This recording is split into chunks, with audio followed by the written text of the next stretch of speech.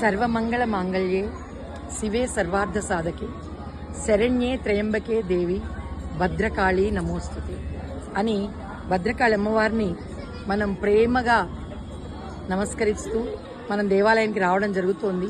మరి భక్తులందరికీ ఒక చిన్న మనవి ఏంటంటే, ప్లాస్టిక్ కవర్స్ దయచేసి తేవద్దు. దేవాలయం ఆవరణలో ప్లాస్టిక్ కవర్స్ కనిపించరాదు. ఇది మా యొక్క కమిషనర్ గారి ఉత్తర్వుల ప్రకారం తెలియజేయడం జరుగుతోంది. కనుక అందరూ బయటకు వచ్చేటప్పుడు క్లాత్ కవర్స్ దగ్గర పెట్టుకొని రండి.